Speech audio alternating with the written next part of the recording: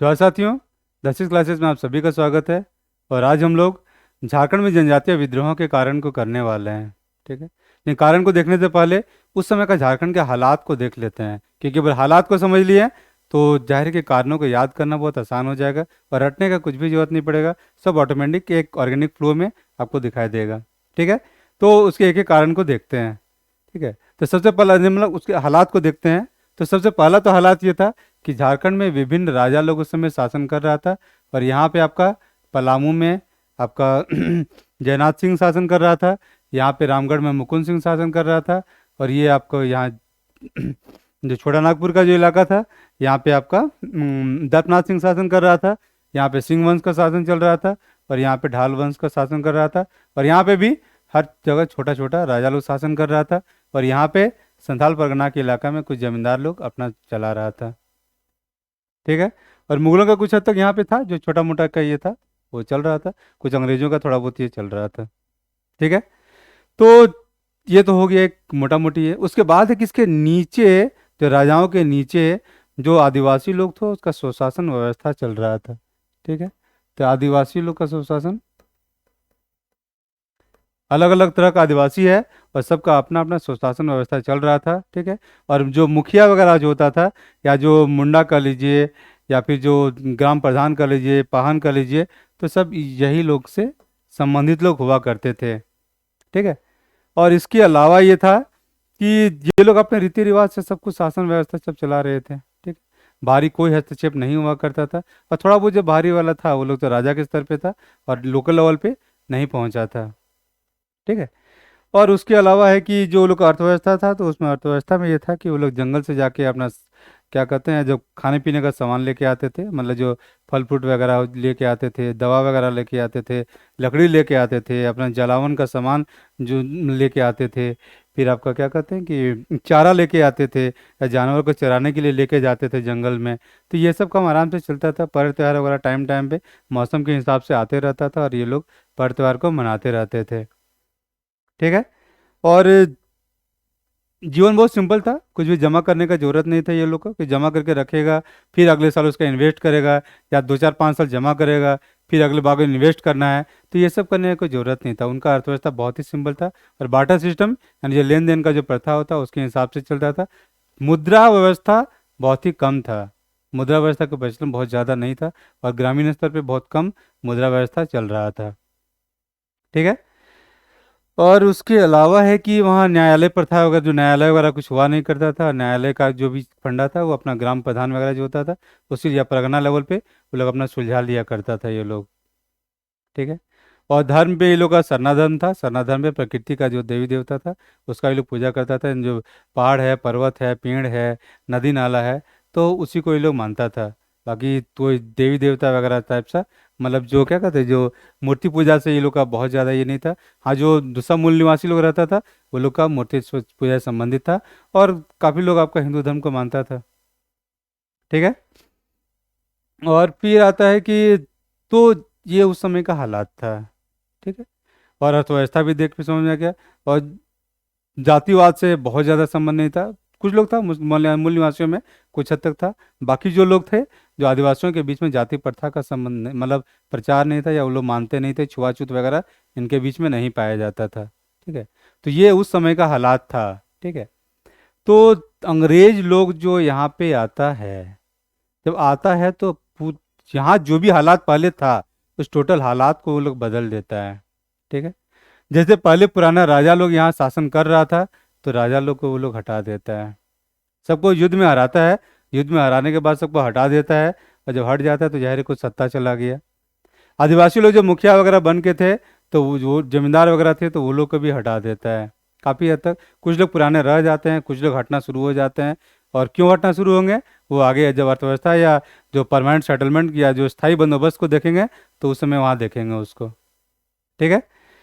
तो उसके बाद आता है आपका कि आपका जो रीति रिवाज से ये लोग जो शासन कर रहा था, ठीक है, उसको भी वो लोग बदल देता है। ठीक है।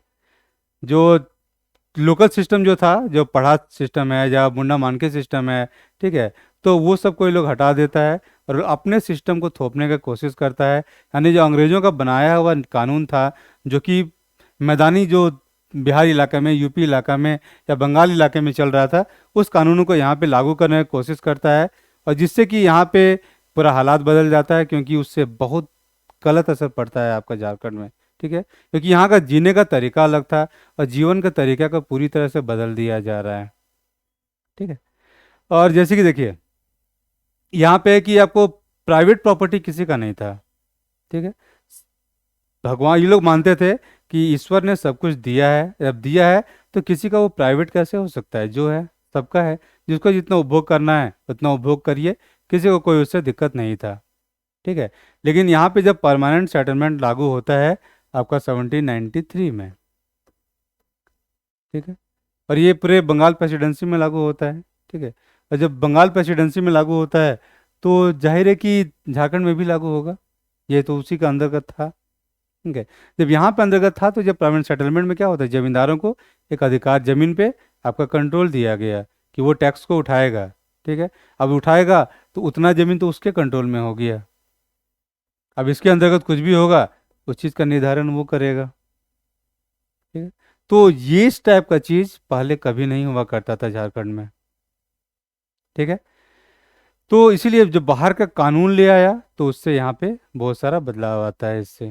क्योंकि ये लोग को कॉन्सेप्ट समझ में आ ही नहीं रहा था कि जो चीज़ प्रकृति द्वारा प्रदत्त है या जो दिया हुआ है, उस पर किसी का, एक इंसान का कंट्रोल कैसे हो सकता है। ठीक है। आगे और डिटेल में करते हैं आगे। ठीक है। तो उसके अलावा एक चीज़ और हो जाता है कि यहाँ पे जब ये लोग आता है, जमींदारी सिस्टम आता है, तो वहाँ पे बहुत सारा बाहर का अफसर लोग आ जाता है। और वो अफसर लोग होता है, वो कहाँ का होता है, तो बिहार का होता है, यूपी का होता है, बंगाल का होता है। तो वो लोग का कल्चर अलग था और झारखंड का आदिवासियों का कल्चर अलग था, तो उससे मेल नहीं खाता है। तो वो लोग जो ऊपर से एक चीज़ और है, जो आया था वो लोग काफ़ी ज़्यादा शोषण कर रहा था जमींदार लोग, क्योंकि वो लोग का टैक्स ज़्यादा लेना, मतलब लेना था, तो वो लोग ज़्यादा ले रहा था। और जो ये लोग को यहाँ का आदमी से कोई अपनापन नहीं था, तो लोग ज़्यादा से ज़्यादा घूस कमाने का कोशिश करता था और बहुत सारा गलत करता था, बहुत तरह से शोषण करता था ये लोग का। ठीक है। उसके अलावा ये लोग जब आदिवासी लोग जब परेशान होकर न्यायालय वगैरह में जाता था, तो वहाँ पे भी ये लोग का शोषण किया जाता था। ठीक है। मतलब वहाँ पे वकील लोग ज़्यादा पैसा लेता था, न्याय मिलने में बहुत ज़्यादा दिन लग जाता था। अब ज़्यादा दिन लगेगा तो ऐसे भी गरीब है, पैसा कुछ है नहीं, जमा रखने का ये लोग को कोई कल्चर ही नहीं था। तो जमा रखने का कल्चर नहीं है तो वकीलों को ज़्यादा फीस कैसे देगा। अब नहीं दे पाएगा तो जाहिर है कि फिर प्रॉब्लम में आएगा। फिर उस प्रॉब्लम में दो चीज़ आ रहा है, एक तो जमींदार को टैक्स देना है, तो जमींदार को टैक्स नहीं दे पाएगा। और वकील को फ़ी देना है, तो वकील को फ़ी वो कहाँ से देगा। और ये सब हालात के लिए वो सूदखोर के पास जाएगा, और सूदखोर उससे ज़्यादा सूद में उसको पैसा देगा, या फिर कहीं भी कुछ लिखा, जमीन लिखवा लेगा और फिर वो पैसा देगा। तो इस तरह से जिसका जमीन भी महाजन के पास लौटाना शुरू हो गया, या जमींदार लोग आपका जमींदार और अफसर के कारण उसका सब कुछ बिकना शुरू हो जाता है। और जब सब बिकना शुरू हो जाता है तो इससे झारखंड के आदिवासियों को मतलब पूरा दुनिया उजाड़ जैसा लगना शुरू हो जाता है, क्योंकि जिस चीज़ पे वो आश्रित था वो सब कुछ बिकना शुरू हो गया। ठीक है। और इसके अलावा इसका कुछ आर्थिक कारण भी था। तो आर्थिक कारण में ये था कि जंगल से वो लोग क्या क्या लाता था, तो जलावन का लकड़ी लाता था। ठीक है। फल लाता था। ठीक है। उसके बाद है कि चारा लाता था, चराने जाता था जानवरों को। ठीक है। तो ये सब चीज़ पे रोक लग गया। ठीक है। इसके अलावा एक चीज़ और वो लोग करता था कि वो लोग जब खेती करता था, तो खेती वो लोग का कुछ हद तक तो स्थायी खेती होता था, स्थायी खेती। ठीक है। और कुछ होता था आपका स्थानांतरित खेती होता था। ठीक। और ये स्थानांतरित खेती होता था, इसी को झूम कल्टीवेशन भी कहते हैं।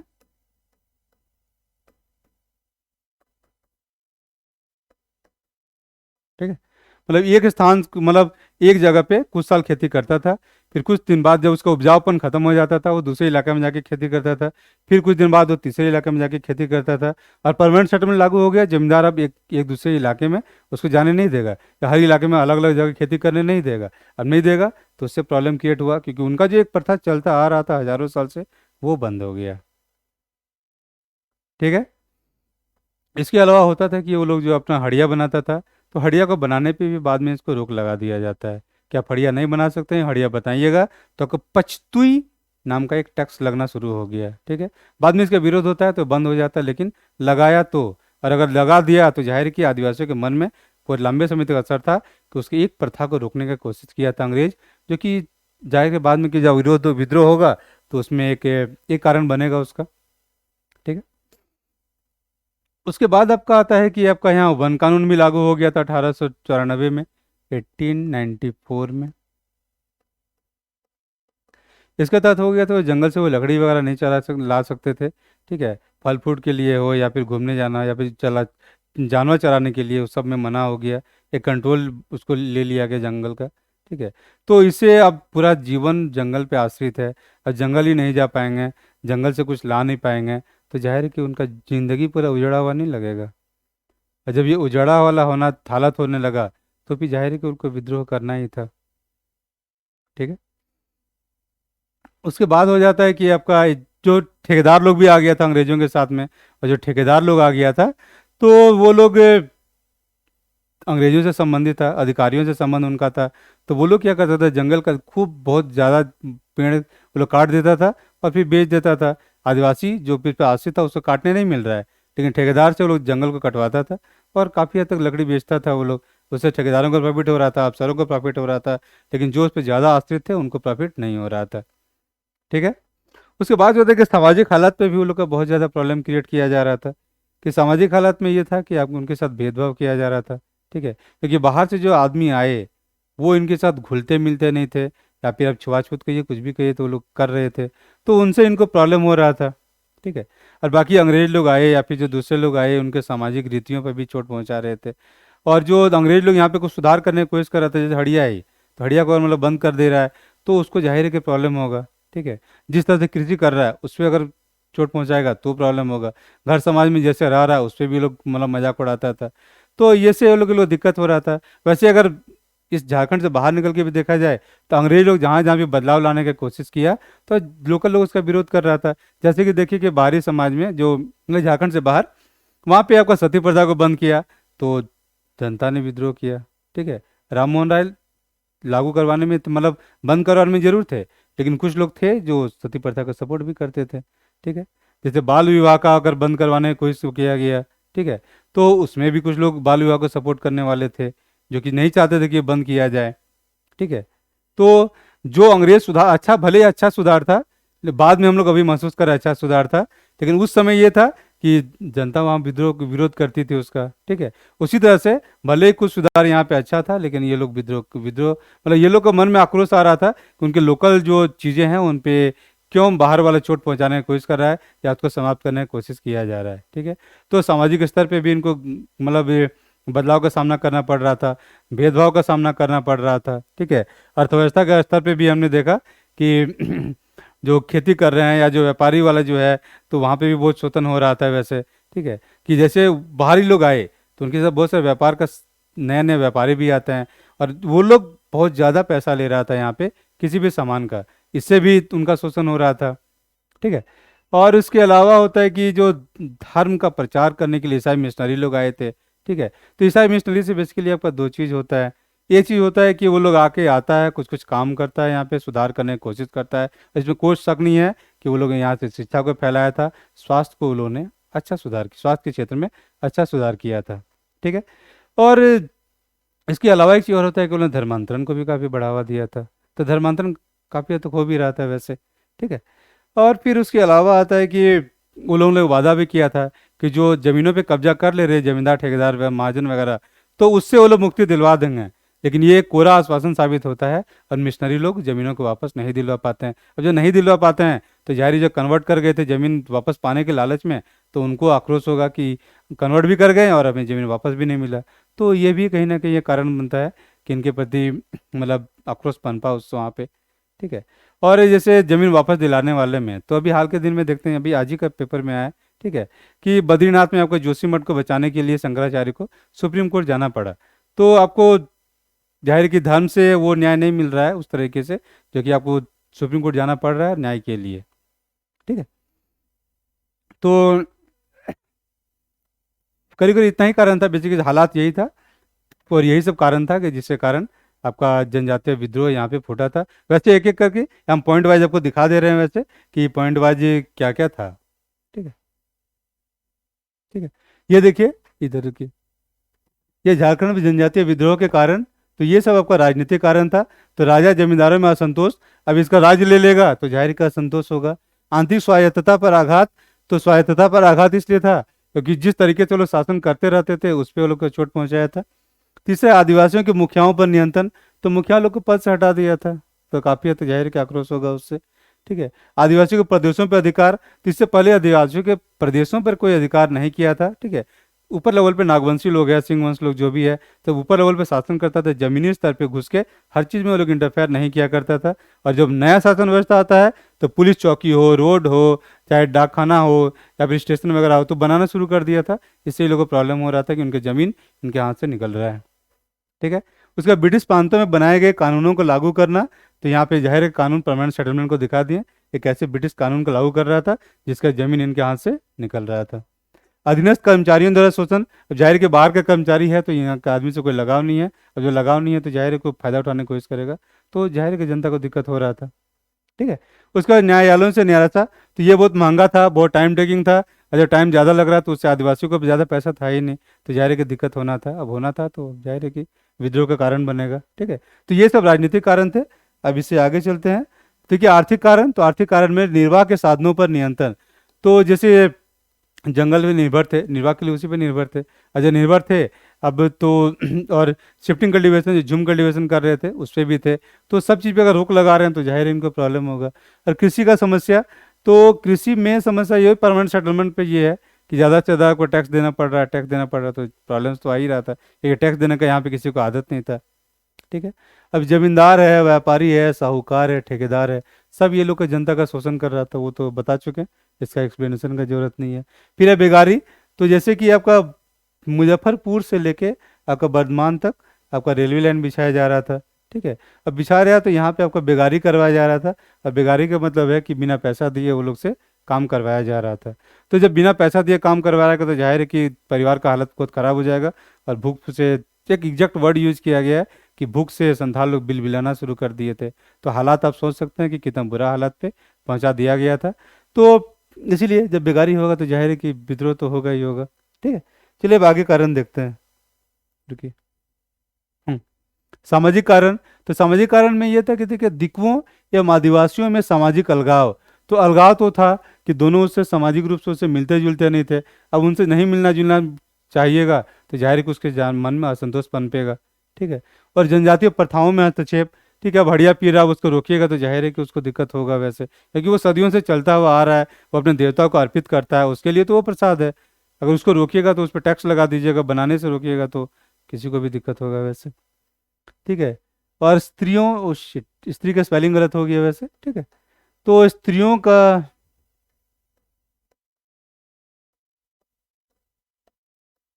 ठीक है, स्त्रियों का छीना जाना, रेप करना, तो कुछ कुछ जगह ये भी देखा गया कि स्त्रियों को, मतलब जो जमींदार लोग, मतलब जिसको जमीन हाथ, जिसके हाथ में जा रहा था, वो लोग कुछ आदिवासियों के मतलब, और मतलब बहनों को, बीवियों को लोग छीन के ले जाता था और उनके साथ रेप करता था। ठीक है। जैसे कि आपको कोल विद्रोह है, वहां पे आपको दिखाई देगा जो सिंगराय मानकी था,